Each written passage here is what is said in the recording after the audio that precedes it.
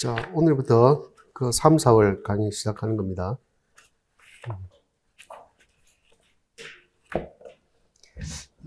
작년, 재작년이었나? 그쵸. 작년, 재작년 하니까 연도가 좀 헷갈릴 수 있는데, 2024 학년도니까 시험은 재작년이 되겠다. 그죠? 작년 시험 친 게 2025 학년도니까. 그죠? 학년도의 개념이 여러분들 학교에 가면 정확하게 이렇게 이해할 수 있습니다. 그래서 나도 가끔 학년도의 개념을 헷갈리면 제 아내가 가끔 잡아주더라고요. 그 2025 학년도라고 이렇게 잡아주더라고요.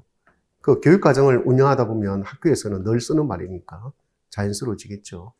여러분들은 좀 익숙하지 않을 텐데, 그죠? 그러니까 지금 우리는 지금 현재는 2025년이잖아요, 그죠? 그리고 지금 학년도의 개념을 본다면 2025년도 학년도를 운영하고 있잖아요, 그죠? 임용시험은 내년에 임용될 사람들이잖아요, 그죠? 그래서 시험은 2026 학년도에 됩니다. 그렇게 되겠죠. 그렇게 생각한다면 2024학년도 시험 쳤던 어떤 남자 선생님이 있었는데 그분이 나는 처음에 이 직강 수업을 들은 분이 아니기 때문에 그분은 잘 몰랐어요. 몰랐고 2차 할 때 왔었죠. 임 선생이라고 있어요.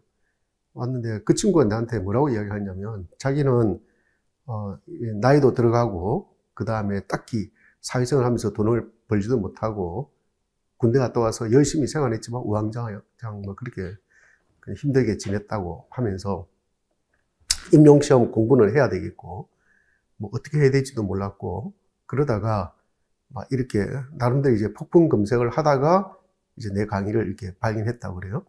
그러다가 이제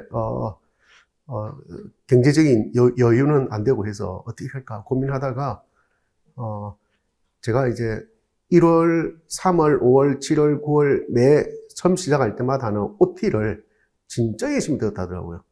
그렇게 되면서 공부는 저렇게 해야 되는구나.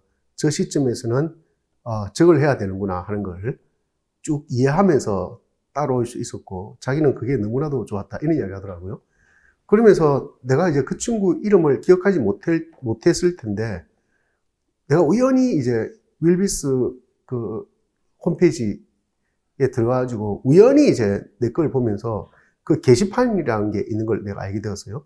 그거 보면 이제 수강생들의 수강 후기 이런 걸 쓰는 걸 있는 걸 발견하게 되었는데 뭐 우리 직강 오는 친구들이 그런 후기를 써줄 일은 없고 또 이 친구들이 그런 거 있는 줄도 모를 거고 그죠?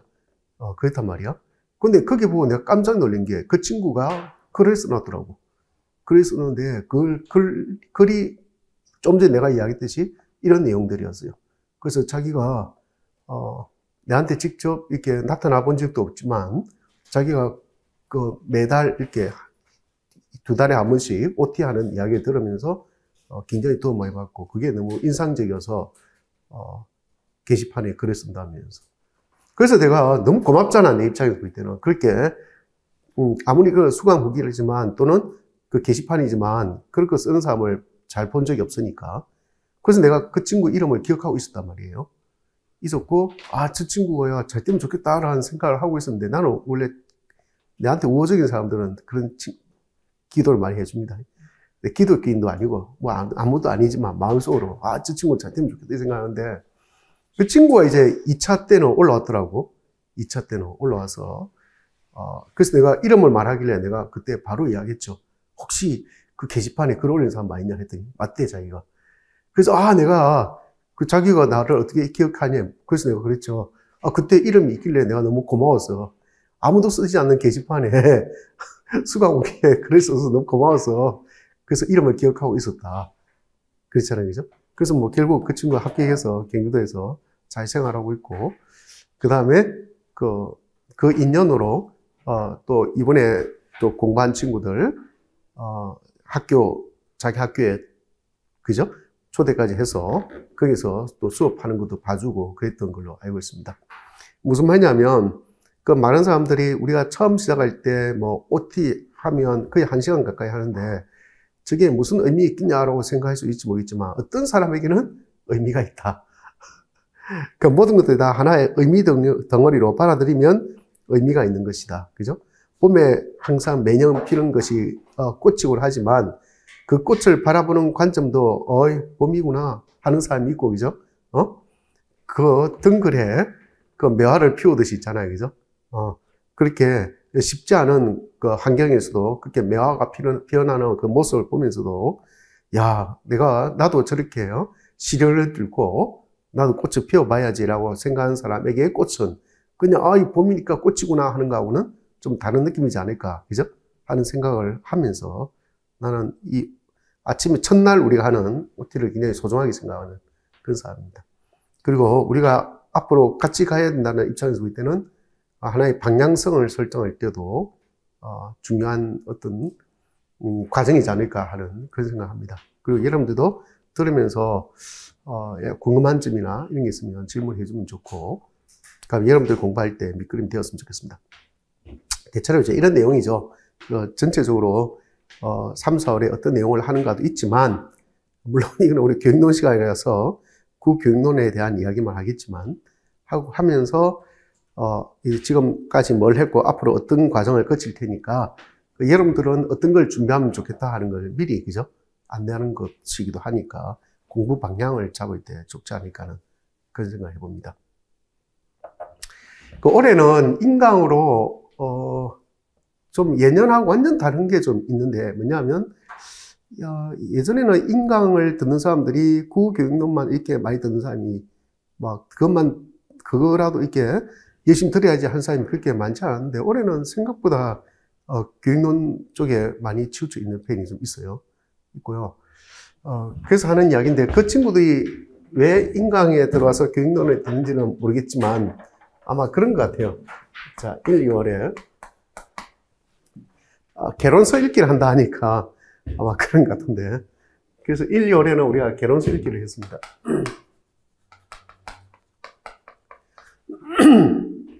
그때 내가 지난 1, 2월 처음 시작할 때도 저 개론서 읽기에 대한 이야기를 한 것 같은데 읽기를 했죠.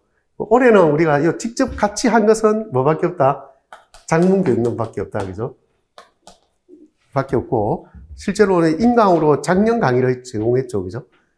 작년 강의로 뭘 제공했더라? 독서교육론하고, 그 다음에, 크게 보면 합법이라 합시다, 그죠? 맞잖아요. 합법교육론이라 합시다, 그냥. 이런 걸 제공해 줬습니다. 제가 개론서 강의를 하면서 읽었던 게 종류가 진짜 여러 권 되는 것 같은데, 그 중에서 작년에 2권 하고, 올해 했으니까 또 여러분들의 머릿속에 좀 정리가 되어 있다면, 우리가 흔히 말하는 화독작이라 하는 정도는, 그죠? 그냥 맛을 보지 않았을까 하는 그런 생각을 하는 거죠, 그죠? 근데 올해 이제 합격한 친구들 말이, 올해 최종 합격한 친구들은 자기들은 뭐라고 이야기하냐면, 이맘때 6권 정도 정리했다 하더라고. 3, 4, 5, 6까지 해서 6권 정리했다 하는데, 6권 중에는 이런 것들이 서로 겹치는 것들이 있습니다. 영락에서 나온 게 있고, 사회평론에서 나온 거 있고, 그죠? 그렇게 해서 겹치는 거 있고, 그 다음에 이게 화독작이 아니고 국어교육의 이해 있잖아요, 그죠? 그 책까지도 정리한 것 같아요. 그렇게 해서 6권 정도 정리했다 하는데, 그 친구들한테 그걸 정확하게 물어보진 않았습니다만은, 내가 볼 때는 굳이 6권까지 할 필요는 없지 않을까 하는 생각이 드는데, 하여튼 그 친구들은 그렇게 노력을 하지 않았나 하는 생각이 듭니다. 어쨌든 이 시점까지 오면, 완전하게 정리는 안 되지만, 저 3권은 봤어야 했다는 생각이 들고, 그죠? 그 다음에 여기에 작년 수업 듣다가 또 새로 온 친구들도 저 정도는 다 정리가 되어 있을 거다라는 생각이 듭니다.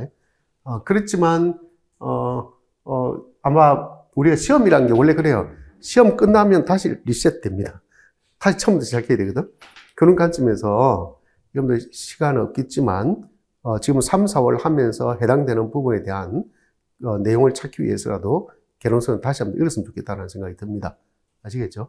그리고 2번, 3번 반복해서 읽으면 읽을수록 좋지 않을까 하는 생각이 드는 게 이런 게 있죠. 그러니까 이론이 시험에 나오느냐면 이론은 시험에 안 나와요. 어떤 누가 가끔 예전에 그런 이야기 한 적이 있습니다. 좀 예전 이야기인데 저한테 아니 어떤 강사는 모형을 그렇게 달달 외우라고 한다는데 내보고 그래요. 왜 모형을 외우라고 소리 하지 않냐고 그래요. 그래서 내가 그랬죠. 그 모형은 그 연구자들이, 그죠? 연구자들이 미국 같은 데는 이제 펀드를 받아가지고 있잖아요. 그죠? 펀드를 받아가지고 그걸 가지고 몇 년 동안 연구한 결과를 가지고 자기들 나름대로 우리는 이렇게 생각합니다 하는 것을 모형화한 것이 모형인데, 우리가 그 애들 연구 성과 결과를 왜 우리가 달달 외워야 되냐고. 이거는 연구자들도 그렇게 외우지 않는다고. 그럼 우리가 그걸 보면서 봐야 될 거리는 뭐냐? 흐름이죠. 뭐가 중요한가? 어떤 것들에 관심을 가지고 지켜보는가? 그죠? 그렇게 해서 그네들이 끄집어낸 결과물 중에는 어떤 것을 강조하고 있는가? 그죠? 그게 전체 흐름상 어떤 것들이 조금 튀어나오는가? 알겠어요? 왜 옛날에 노무현 교수님이 우리한테 늘 하던 말씀이 박사학위 논문 정도 써야 되는 사람들은 꼭 그렇게 생각한다고 그래요. 자기가 너무너무 대단한 논문 써서 세상을 바꿔야지 이런 생각하고 덤빈다는 거야. 근데 세상은 그렇게 해서 바꿔지는 것이 아니고 그렇게 해서 세상을 바꾼 사람 한 사람밖에 없다. 그렇게 말씀하시더라고. 첨스키밖에 없다. 첨스키는 그 짤막한 몇 줄 안 되는 그 소논문으로 그래서 소논문으로 세상을 바꿔버리지 않냐고. 그런 말씀 늘 하셨거든요. 그걸 스키너가 그 방대한 글을 그죠? 정리하면서 그 스키너가 빨리 그걸 봤다면 자기의 잘못을 수정하면서 있잖아요. 그죠? 조금 더 그 책을 행동주의 심리학을 내지 않았을 수도 있을 텐데 스키너가 너무 바쁜 관계로 그걸 볼 새가 없어가지고 그냥 한쪽으로 치워놓는 바람에 그 개망신을 당하지 않았냐고. 그렇게 말씀하시더라고요. 그 사람 말고는 세상을 그렇게 바꾼 사람이 많이 없는 것 같다. 그런 이야기 하시더라고요. 그건 뭐냐? 이렇게 큰 우주에 조금 뼈다락지 하나 나는 정도? 아무도 사람들은 그걸 의식하지 않는다고. 뭐 하는지 알겠어요? 그런 거라고. 그걸 우리가 왜 배워야 되느냐고, 이걸. 그러니까 일종의 뭐냐 하면 관점이죠. 관점. 그것을 어떻게 바라보는가에 대한 관점이 중요하다는 거죠. 그렇지 않겠어요? 그럼 관점이고 흐름이란 거야. 그 흐름을 이해하는 것이 필요하다.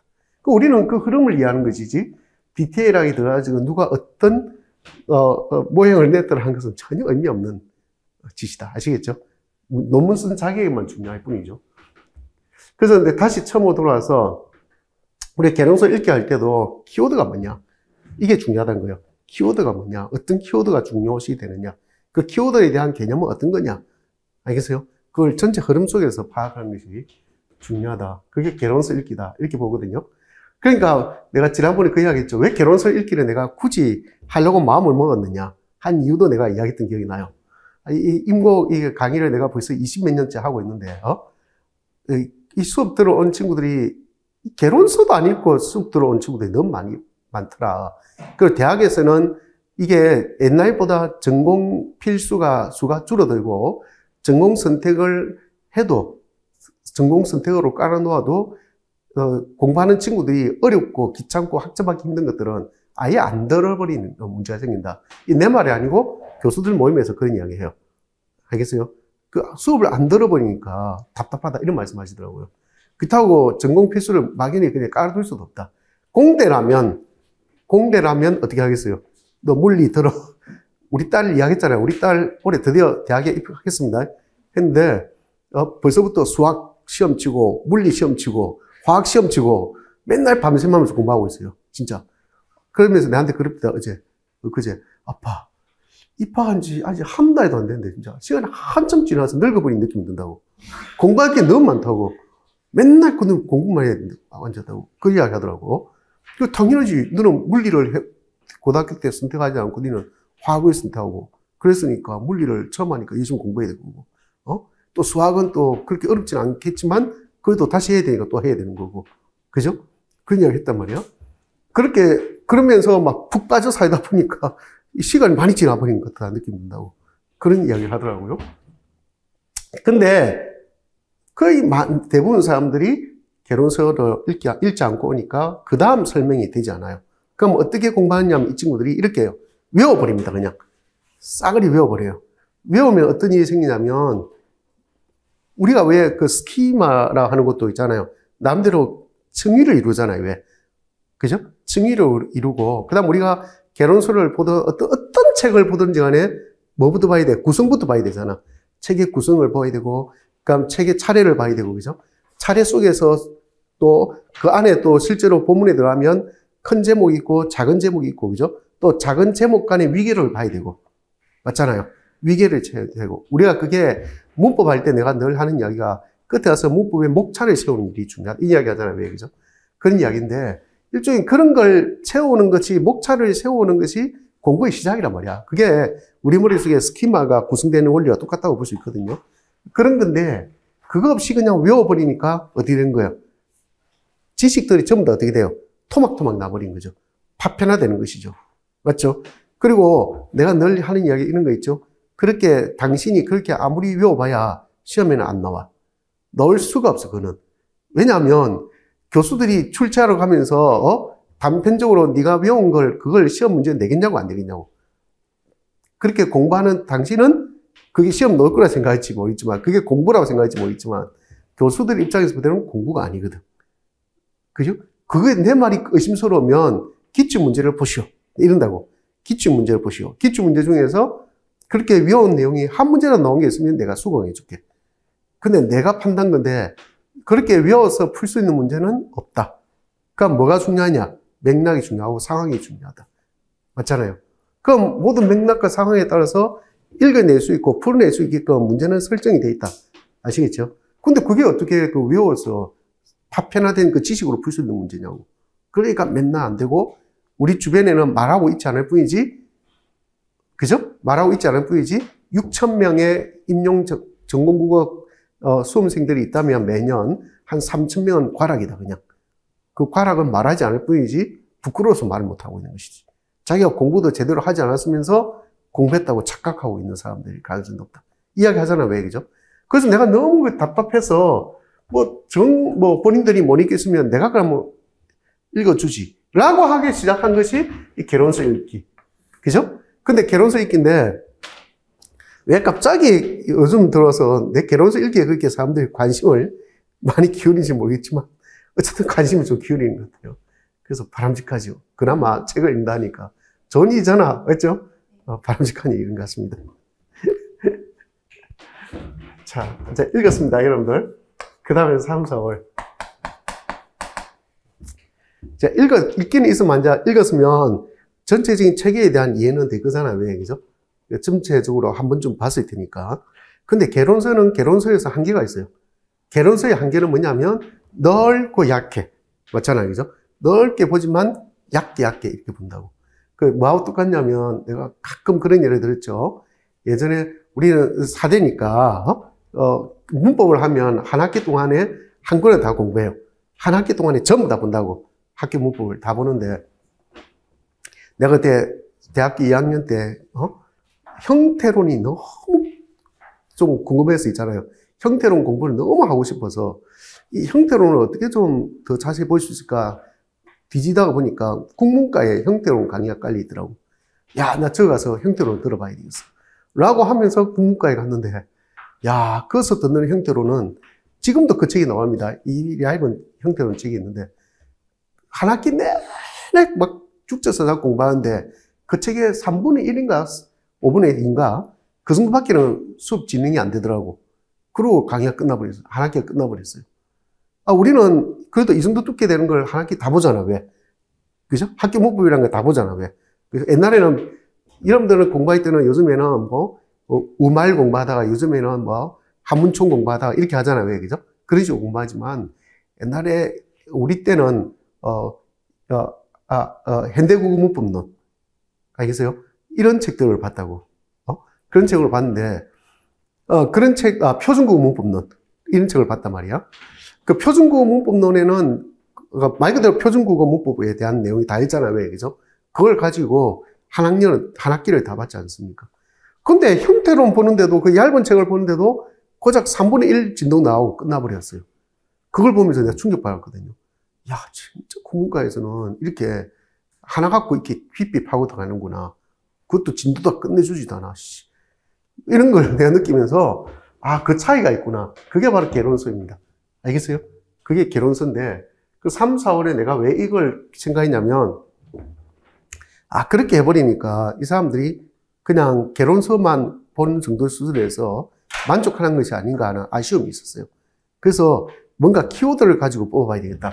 그게 첫 번째 생각이었고, 자, 원래 이제 이 생각의 기저에는 뭐가 있었냐면, 그 이전에는, 1, 2월 할 때 내가 잠깐 이야기한 것 같은데, 대학 강의할 때였는데, 그때 4학년, 그 4대에서 4학년들 수업하는데, 이 친구들이 내일 모레가 이제 임용시험이잖아. 왜, 그죠?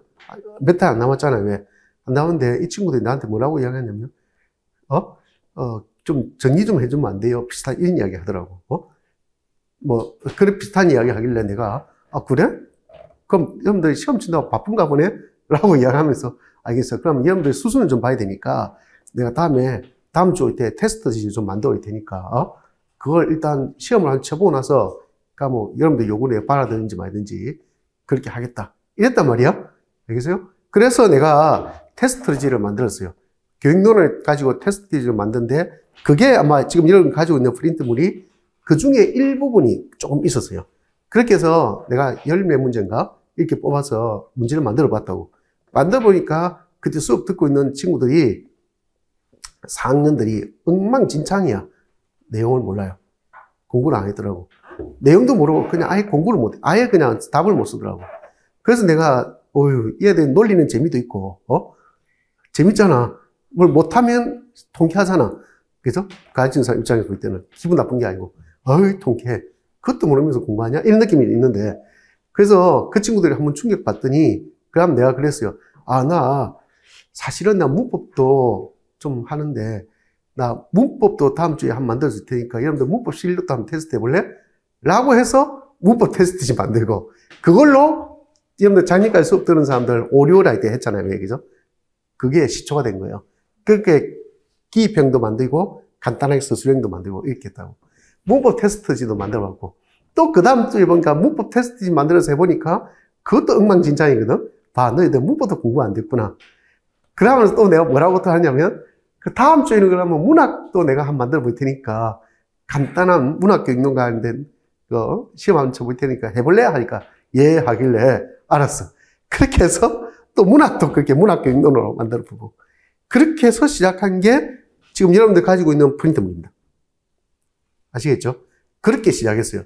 그때 내가 깜짝 놀란 게, 이 친구들이 대학교 4학년이고, 시험을 이제 몇 달 앞에 앞두고 있고, 그것도 4대인데, 임용 공부하고 있다 하면서, 진짜 공부를 우습게 하는구나. 이 생각이 들어가지고, 그러면 실제 노량진에서 공부하는 친구들도 별반 다르지 않겠는데? 하는 생각이 들더라고. 그래서 내가 이걸 좀 더 확장시켜서 전체 키워드를 내가 뽑아봐야지? 라고 생각한 거예요. 그래서 화독작에서, 그게 이제 두 번째 답입니다. 화독작에서 그때 한 80개 정도 뽑았던 기억이 나요. 화독작 문학교육론. 한 80개 정도 뽑았던 기억이 나요. 그게 이제, 시초인데, 그게 아마 이 책의 시초였을 거예요. 그죠? 이 책에 보면 거의 한 절반 가까운 게 그런 내용으로 채워져 있어요. 그런 내용으로 채워져 있잖아요. 그죠? 채워져 있는데, 그게 문제편과 해설편이란 말이야. 이걸 이제 가지고 하니까, 뭐, 어쩌 반응이 나쁜 것 같지 않고 해서, 좀 더 새롭게 더 만들어 봐야지, 라고 하면서 한 게 이제 이 책이었고, 자, 그렇게 해서 더 만든 게 이제 한 90개 정도 만들었나?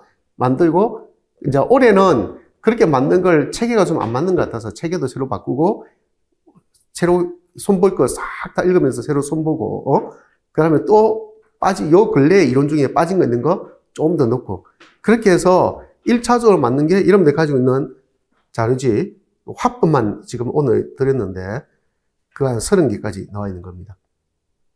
알겠죠? 그래서 이 책은 화법, 독서, 작문 이렇게 가겠죠. 그죠? 화법이 원래 제일 재미없는 영역이고, 시시해서 원래는 제일 첫 번째 잘 안 했는데, 내용이 많아서 제일 첫 번째로 먼저 했습니다. 그래서 한 100개 정도 만들 생각입니다. 그게 3, 4월. 그래서 키워드로 접근하겠다. 중요한 키워드로 접근하겠다. 이렇게 본 거예요. 그리고 올해는 너무 시시하면 재미없으니까 중간중간에 가로를 좀 많이 넣어서 안 심심하게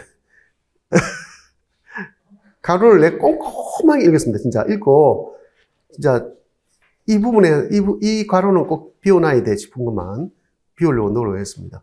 그래서 읽어가다가 앞에 문제편에 있는 것은 좀 간단할 수 있으니까 그죠?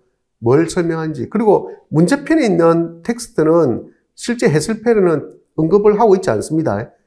뭐하는지 알겠죠? 그 문제편에 있는 내용하고 해설편에 있는 내용 다 합쳐야 하나 된다는 뜻이에요. 그렇게 해서 넣어놓은 겁니다. 자, 그렇게 해서 키워드를 만들어 봤고, 이게 문제편이 있고, 해설편이 있다. 이렇게 이야기했습니다. 아시겠죠?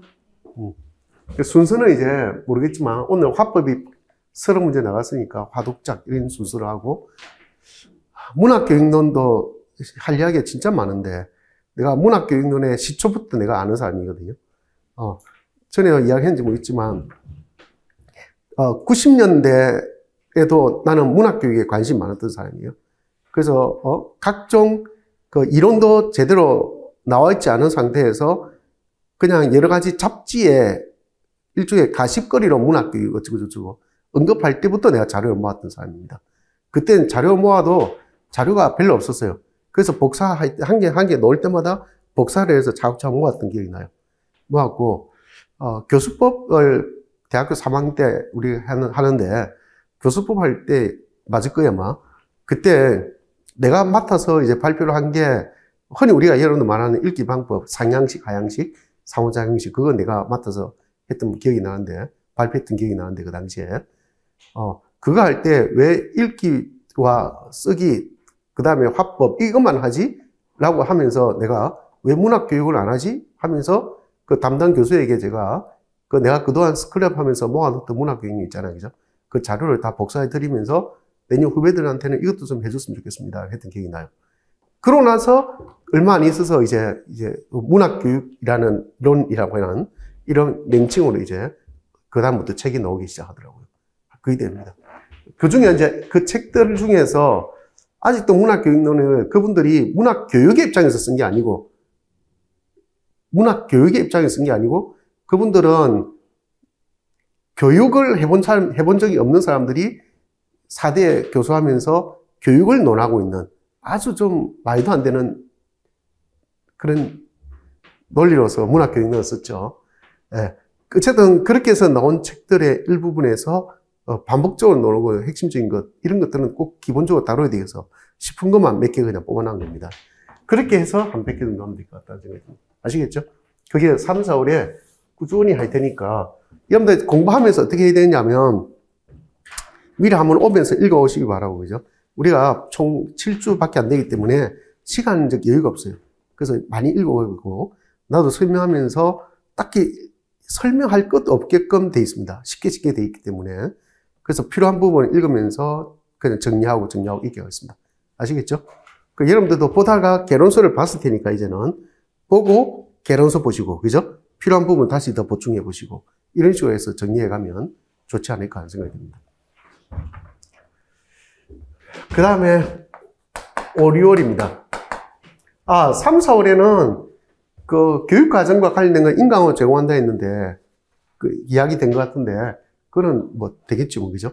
이게, 교육과정까지 들어가면 내용이 너무 많아집니다. 교육과정까지 들어가면. 내용이 너무 많아져서 같이 하고 있을 시간이 없어요. 그래서 인강으로 들어야 돼요. 알겠죠? 작년에 생각해보면, 저 교육과정 너무 하기 싫어가지고, 그렇게 했던 것 같은데, 어쨌든 한번 들어보기 바랍니다. 궁금한 거 있으면 물어보시고. 알겠죠? 그 교육과정은 이때부터 좀 봐두면 다음에 모의고사 때 필요한 교육과정은 또다시 중간중간에 언급해서 있잖아요. 내가 문제 밑에 실어두도록 그렇게 하겠습니다. 근데 이게 이제 시간 좀 지나면서 교육과정을 다시 보면 여러분들 뭘 하냐면 궁금한 거 있잖아요. 키워드가 있잖아요. 키워드별로 한번 검색해 보세요. 교육과정도. 이래서 추론이 필요하면 추론 이렇게 검색해 보시라고. 알겠어요? 그럼 교육과정에서 추론과 관련된 것을 어떤 내용을 언급하고 있는지가 쫙 수십 가지 나올 거라고. 됐어요? 그런 식으로 검색해보면 오히려 또 공부하는 게 재미가 있습니다. 그 다음 5, 6월은 교육론은 이제 비워둔 상태입니다. 그죠? 뭘 할까 몰라서 비워둔 상태였죠. 지금도 사실 뭘 해야 될지 모르겠어요. 근데 5, 6월은 자 보세요. 이거는 넓게 봤고 이건 넓게 본 것의 일부분들을 이렇게 조금 더 보려고 노력했고, 맞죠?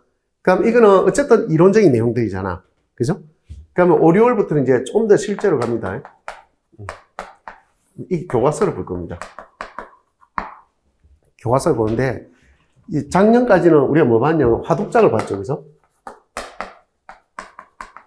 화독작 교과서를 봤잖아요. 왜? 문학도 봤네.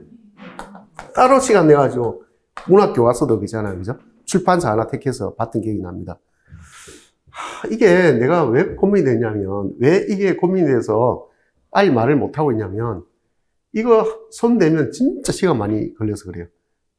진짜 손대면 시간이 너무 많이 걸려서 그래서 내가 뭘 해야 될지 사실은 망설여지는데, 뭘 하겠다라고 하면 그 약속이 무서워져. 약속하는 게 무서워서 미안한 이야기지만 뭘 못하고 있어요. 그래서 지금 여러분 알다시피 지금은 2022 개정교육과정이 나와 있는 상태고, 교과서가 새로 나왔어요. 그죠? 나왔고요. 중학교 1학년 교과서는 나왔습니다. 나와서 지금 현재 쓰이고 있고요. 그 다음에 고등학교 교과서는 다 나왔습니다. 어차피 고등학교 1학년 공통국어 들어가잖아요. 왜, 그죠? 1, 2까지 다 나와 있고요. 공통국어 1, 2 나와 있고. 그 다음에 그 선택이 있잖아요. 왜, 그죠? 그것도 교과서 다 나와 있습니다. 나와 있고, 출판사별로 검인정 교과서가, 인정된 것은 다 나와 있습니다. 그러니까, 하려면 뭐 해야 되냐면, 중학교 1학년 것도 봐야 되고, 이건 내가 한다는 게 아니고 여러분들이 그래야 된다는 거죠. 뭐 말인지 알겠어요? 내가 꼭 하겠다는 게 아니고 여러분들이 봐야 되는 거라고, 이걸. 그 다음에 고등학교 1, 2 다 봐야 되죠. 그죠? 그 다음 또 뭐 있어요? 우리가 그냥 쉽게 말해서 그냥 화독작이라 하겠습니다. 화독작 봐야 되죠? 그 다음 또 뭐 봐야 돼요? 문학 교과서까지 봐야 돼요, 이제. 이게 이렇게 그냥 말을 이렇게 쉬운데 내용이 너무 많아요. 솔직히 말해서. 너무 내용이 많습니다. 그래서 내가 겁내고 있는 거죠, 이거. 어떻게 해야 될지 모르겠다고. 그래서 예전에 과거의 기억을 떠올려보면, 처음에 내가 교과서 분석할 때는 뭐 했냐면, 중학교 것만 했던 적이 있습니다. 중학교하고 고등학교. 그러면 한 학년이 2권이잖아요. 왜, 그죠? 한 학년이 1학기, 2학기. 2권이니까 중학교 6권, 고등학교 고1, 국어 2권. 그죠? 총 8권. 그 8권을 매주 한 권씩 냈던 기억이 나거든요. 자, 이런 시절이 있었고, 이런 시절에는 이렇게 한 이유가 있습니다. 이렇게 한 이유는 2차 대비까지 하겠다고 이렇게 시작했죠. 2차 대비까지 하겠노라고 했고요. 실제로 이제 이렇게 하니까 교육 과정에 대한 이해도 좋고, 그죠? 그 다음에 2차 공부할 때도 훨씬 좀 유리한 점이 있고, 알겠어요? 그런 장점이 있습니다. 근데 어느 순간에 보니까 이게 대부분 교과서가 활동 중심으로 되어 있어요. 특히 요즘은 더 심합니다. 더 심하게 활동 중심으로 되어 있어가지고, 이 체계를 구성하고 이해하고 체계 자체에 대한 이해를 바탕으로 그 교육 과정이 어떻게 구성되어 있는지를 이해하는 게 쉬운 게 아니라고, 이게. 굉장히 어려운 일이거든요. 내가 이제 예전에 뭘 가지고 했냐면, 처음에 교사용 지도서를 가지고 주로 하거든요. 공통교육 과정은. 교사용 지도서를 가지고 하는데, 이 지도서에 있는 핵심 내용도 뽑아내야 되고, 그 다음에 이 체계도 이해시켜야 되고, 이 체계와 교육 과정을 연계시켜야 되는데, 이게 쉬운 게 아니더라고요. 해보니까. 굉장히 고생하면서 옛날에 책도 만들고 했어요, 이걸로. 만들고 했는데, 7차 때는 책이 어차피 한 권이잖아요, 왜? 그 당시는 국정교과서였으니까. 그래서 그걸 내가 한 3년 동안 매 준비하고 해가지고, 제일 마지막에 책을, 한 이 정도 두께 되는 책을 만들었단 말이야? 근데 그 책이 굉장히 인기가 많았던 기억이 나요. 왜냐면 그렇게 정리해 놓은 책이 없었거든. 그랬는데, 지금은 좀 전에 이야기했듯이 너무 지나치게 활동 중심이라서 쉽지가 않아요, 이게. 그 다음에 두 번째. 자, 그게 첫 번째고, 두 번째는 뭐냐면, 시험 유형이 달라졌어요, 이제는. 시험 유형이 달라져가지고, 이쪽에 있는 내용은 2차에서 해결하는 게 맞고, 이제는. 2차 준비할 때 공부하는 게 맞고, 이제는 뭘로 바뀐 거예요? 화독작으로 바뀌었어요. 완전히, 그죠? 시험 유형 자체가 화독작으로 많이 바뀌었어요. 그래서 내가 작년인가 재작년인가부터는, 언제부터더라? 화독작 교과서를 보기 시작했어요. 맞죠? 그래서 화독작을 본 거예요. 이제는 화독작을 봐도 이 1차는 해결이 되겠다라는 생각이 들고 2차도 얼추 해결되지 않을까 싶어서 화독장을 보면서 내용이나 체계 중심으로 이제 보기 시작한 거죠. 맞죠? 그렇게 봤다고요. 근데 이제 화독자하고 문학은 또 성격이 다르니까 각각의 책을 가지고 하기에는 시간이 너무 많이 걸리고 하는 어려움이 있었습니다. 그래서 올해는 책이 전부 다 바뀌었기 때문에 이걸 어떻게 해야 될지 잘 모르겠어요, 솔직히. 근데 여러분들은 기억하고 있어야 돼요. 여러분들은 올해 인고 공부하면서는 이걸 같이 다 공부해둬야 돼요. 알겠죠? 출판사 하나라도 택해서 다 공부해야 되지 않을까 하는 생각이 듭니다. 나는 이 중에 뭔가를 택해서 하겠죠, 그죠? 근데 5, 6월에는 이 교과서를 본 게 맞습니다. 꼭 보기 바랍니다. 아시겠죠? 그렇게 하면 5, 6월까지 하면 얼쭉 정리가 돼요. 이제 얼쭉 봐야 될 게 다 정리가 된다고. 알겠어요? 이론도 공부했고 그 다음 거기에 대한 그것이 이론이 어떻게 적용되는지 있잖아요. 그죠? 교육과정도 받고 교육과정이 어떻게 적용되는지도 대체로 보잖아요. 왜? 그죠? 거기까지가 이제 5, 6월까지입니다. 그럼 7, 8월에 가면 이제 우리가 기출문제 들어가죠, 이제. 사람들이 이런 이야기를 많이 해요. 내가 기출문제를 7, 8월에 한다니까 예전에는 어떤 이야기를 내한테 직접적으로 이야기하는 사람이 있었냐면, 아니, 다른 학원에는 5, 6월이나 3월이나 이때부터 기출문제를, 해결해주고 그렇게 하는데, 문제풀이도 안 하면서 왜 기출문제 늦게 하냐고. 그런 이야기 내가 직접 들은 적이 있어요. 문제풀이도 안 하면서 기출문제를 왜 그때 하냐고. 그래서 내가 그랬죠. 문제풀이는 기출문제보다 좋은 문제는 없고, 기출문제를 앞당겨 하면 풀 수 있는 역량이 안 되고. 맞잖아. 그러니까 제일 좋은 거는 사실 기출문제는 7, 8월에 하는 것도 빠르다. 그런 이야기까지 한 적이 있는데 내가 뭘 의미하는지 알겠죠? 풀기 힘들다는 뜻이에요. 근데 그걸 5, 6월에 기출문제를 풀어봐야 어차피 자기 실력을 못 푸는 거고 3, 4월에 풀어봐야 그 3, 4월에 기출문제 풀이하겠다고 강의하는 사람 설명 들어봐야 저 사람 말한 게 거짓말인지 참말인지 알아들을 수도 없는 상황에서 그냥 멍 때리고 하고 앉아 있어야 되는데 그런 거짓스러운 강의를 내가 할 수가 없다. 그랬거든요. 그래서 내가 한때는 미안한 이야기지만 한때는 하도 그런 요구가 진짜 많아서 그래 알겠어. 그럼 뭐 3월부터 해서 내가 조금씩 해보지 해가지고 특강 시간을 따로 가졌던 기억이 나요. 특강을. 한 문제를 가지고 5회 수업 다 끝나고 나서 있잖아요. 그죠? 그때 수강생도 좀 모아봐야지 생각하고 특강을 깔아서 해보니까 하니까 한 문제 갖고 1시간 내내 떠도 되는데 뭐 알아듣겠어요? 뭘 알아듣지? 그래서 쓸모없는 짓을 내가 또 하고 있구나 하는 생각이 든 기억이 나요. 그래서 여러분들 그룹 스터디 하는 거 보면 내가 지난주에 뭐라고 올려놨냐면 2023년 거부터 풀어라 했죠. 그죠? 풀으라고 이야기했을 거예요. 그렇게 올려놨는데 여러분들 못 봤을 수도 있고 그렇습니다.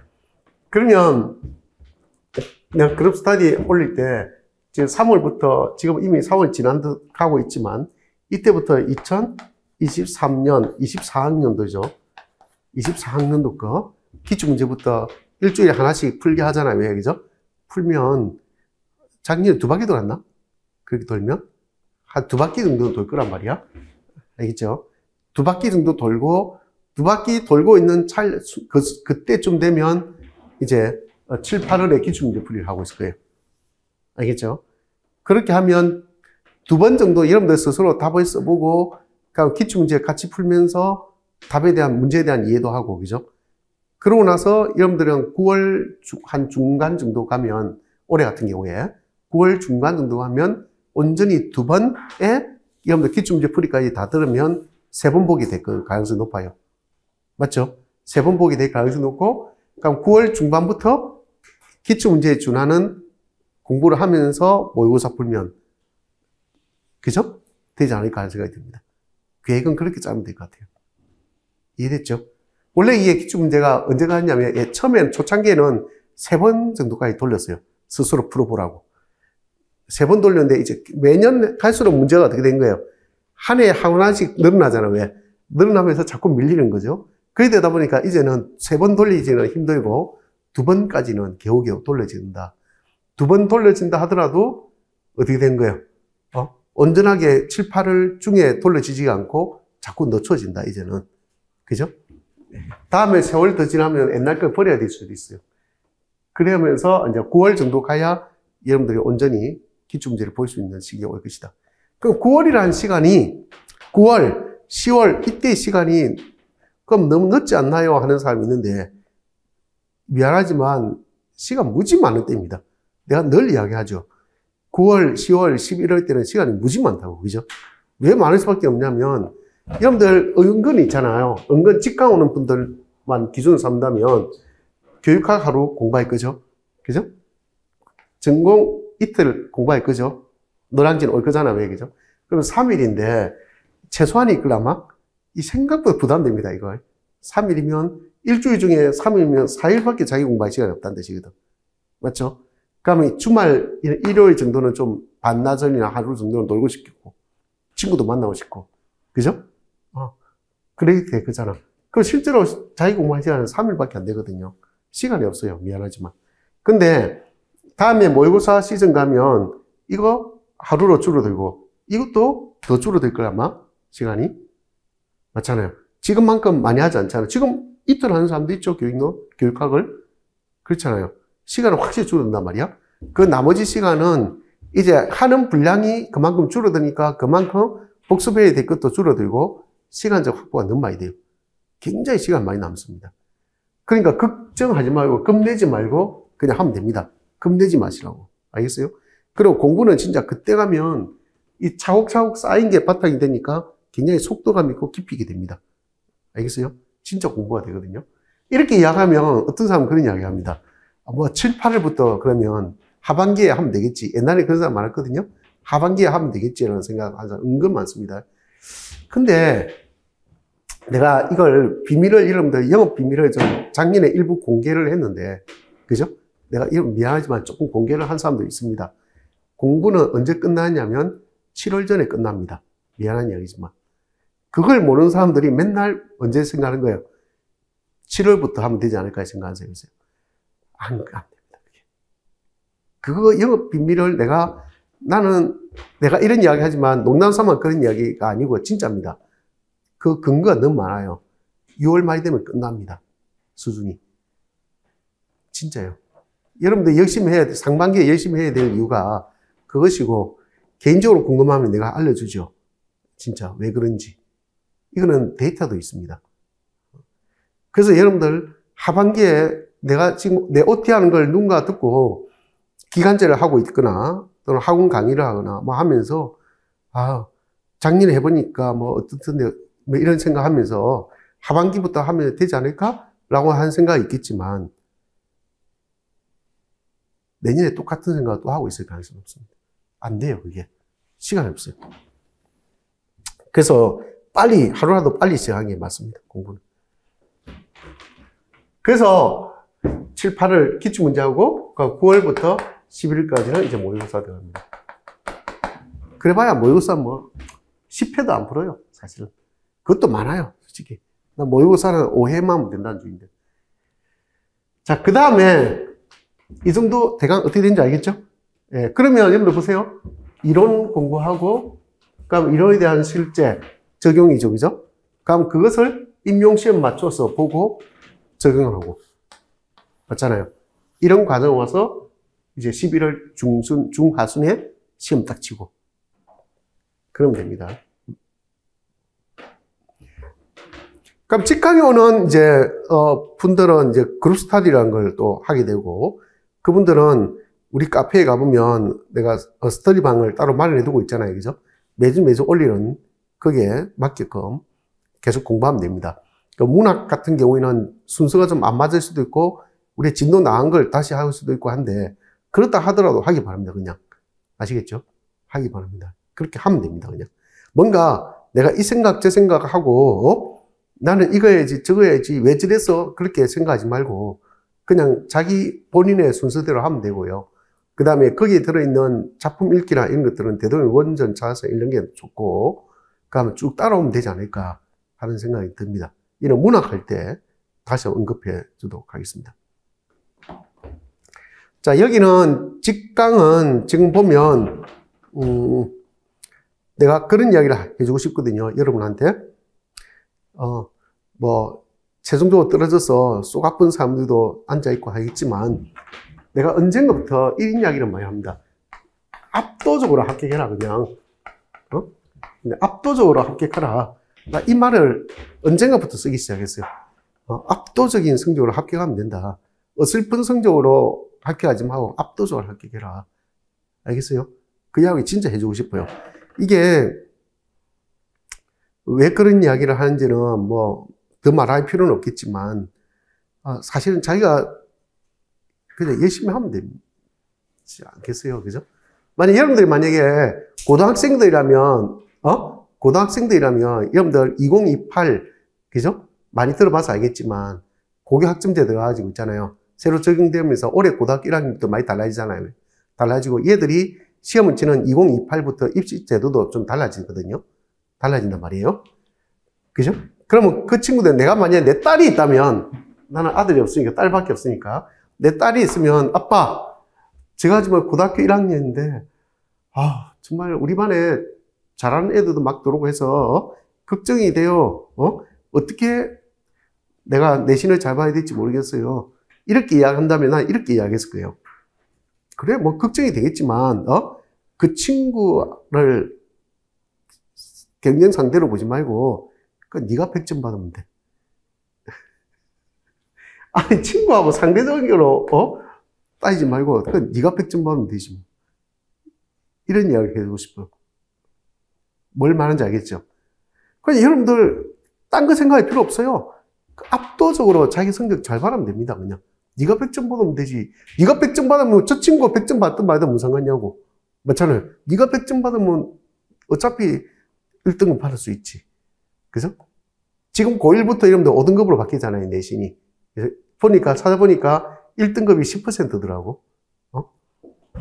2등급이 24%, 전체 34%. 지금 현재 졸업한 지 얼마 안 되는 사람들 입장에서 본다면, 지금 2등급이 옛날에 4등급이 40%까지 갔잖아요. 왜? 그럼 지금 2등급 받으면 34%면 인서 오는 힘든 성적이 되어버리죠. 그게 되는데, 그런 거 고민할 필요 없이, 네가 100점 받아라. 무슨 말인지 알겠어요? 압도적이어야 됩니다.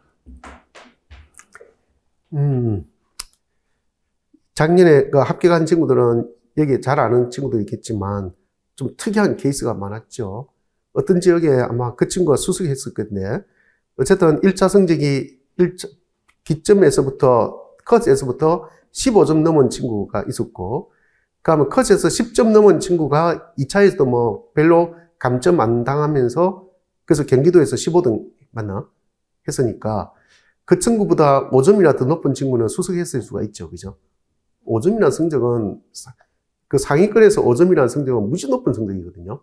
엄청 높은 성적인데, 그러면 그 친구는 수석했을 수가 있죠. 내가 솔직히 수석했다, 했지 않더나라고 뒤에 물어보진 않았고, 학교만 어리냐 물어봤어요. 물어보니까, 어쨌든 고등학교 발령받았고 잘 받았더라고. 그랬어요. 그 다음에 또 어떤 친구는 그렇게 수석 좀 했을 친구도 있고, 경기도에서 15등 한 친구도 있지만, 경기도에서 0.00으로 합격한 친구도 있고, 0.00. 컷에 걸렸죠, 그죠? 0.00으로 걸린 친구도 있습니다. 내가 예전에 농담 삼아 그런 이야기 했죠. 내가 예전에 알고 친하게 지냈던 누나가 있는데, 그 누나가 나이 30대 후반에, 이제 아들 둘이 있는 상태에서, 시험을 치겠다고 나한테 연락이 왔을 때, 그래, 누나, 열심히 해봅시다. 라고 하면서, 독려하면서, 그때 누나가 처음 공부 시작했는데, 그 누나가 정말로 열심히 공부해서 가정주부인데도 불구하고 집을 떠나서 고시원에 틀이 바뀌어가지고 그 어린 아들들 내몰라 해가면서 있잖아요. 내몰라 하진 않았겠죠. 얼마나 가슴 아팠겠어요. 그죠? 그렇게 해가면서 고시원에 틀이 바뀌어가지고 열심히 공부해가지고 결국은 2년차에 최종 합격했거든요. 2년차에 최종 합격했는데 1년 차에도 1차에는 합격했어요. 열심히 해서. 그래서 그때 내가 2차 같이 준비할 친구하고 같이 구해줘가면서 하라 했는데 어쨌든 최종적으로 아슬아슬하게 떨어졌어요. 그리고 2년 차에도 진짜 집에도 안 가고 그렇게 열심히 해서 공부했단 말이에요. 근데 내가 물어봤어요. 몇 점으로 됐나요? 하니까 그 누나 그랬어 나한테. 나 컷에서 0.02점으로 합격했더라. 이런 이야기해요. 나 컷에서 0.02점으로 합격했더라. 그때 몇 명 안 보고 있다랬단 말이에요. 그래서 내가 웃으면서 야 꼴찌네 그거 했단 말이야. 꼴찌네 했더니 그 누나 말이 더 놀라워요. 야, 나 진짜 꼴찌인 줄 알았는데 내 밑에 2명이 더 있더라. 가능한 이야기지. 자기가 0.02점을 합격했으니까 자기 밑에 뭐가 있다는 거야. 컷에서 0.01이 있을 거고 0.00이 있지 않겠어요? 야, 내 밑에 2명이 더 있더라. 이 이야기예요.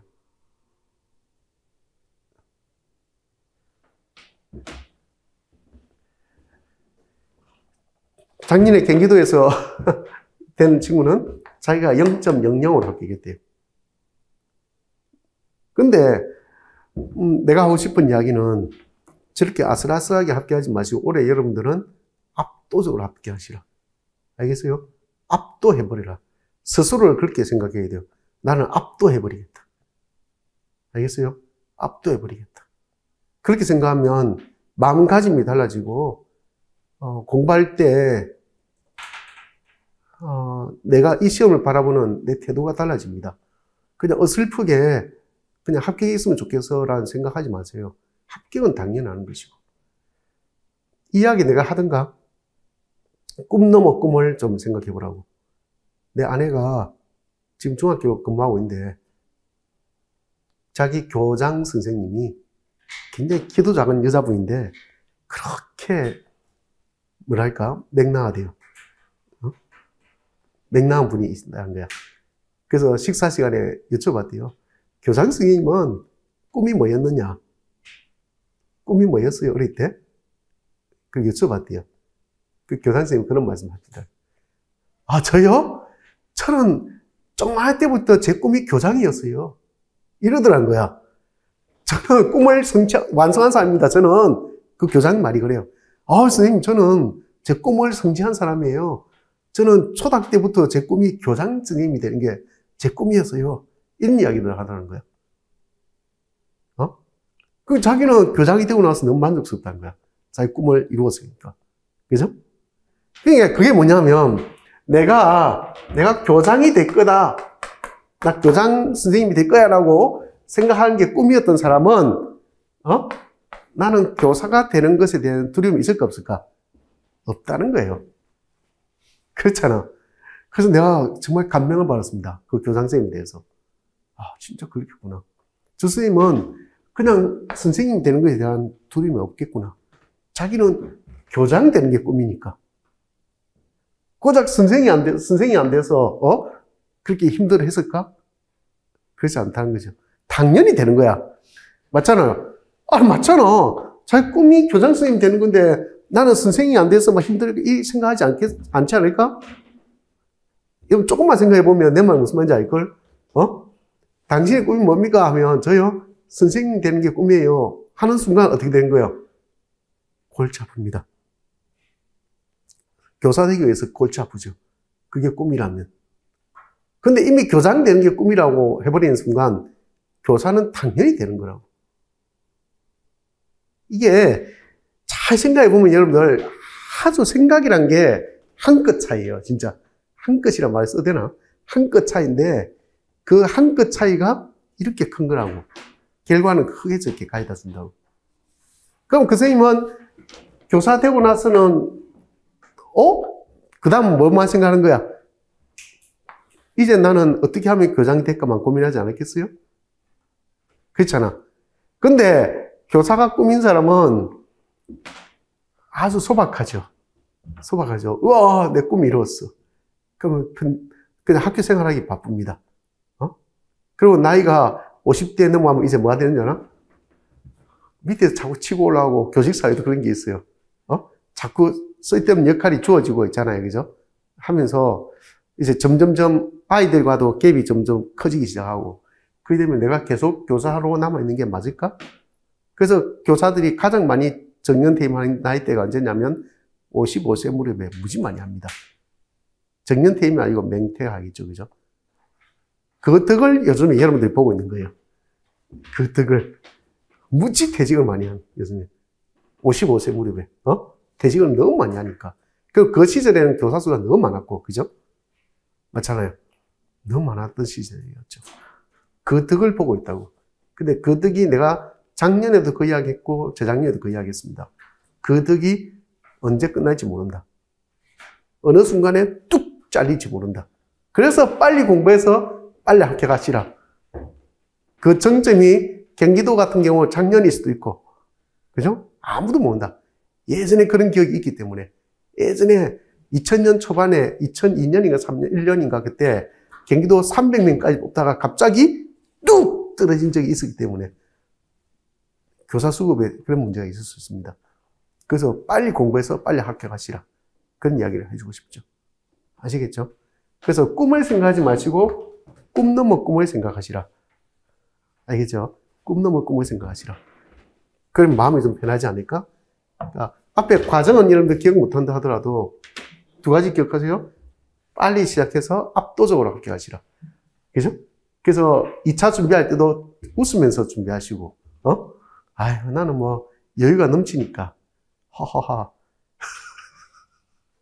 이런 마음으로 준비하시고, 그 긴장된 상태에서 3, 4주를 그렇게 힘들게 견디지 마시고, 나는 합격은 하니까 어차피 한 정도로 압도적으로 합격하시고, 그죠? 그 다음에 꿈 넘어 꿈을 생각하면 교사 되는 것 때문에 애태우지 않아도 된다. 이런 생각을 꼭 이해했으면 좋겠습니다. 자, 내가 교육론 교재를 만들면서 이걸 다시 처음으로 돌아와서 뭔가 제본을 할까 올해는 그 생각했는데 시간이 없어서 못했어요.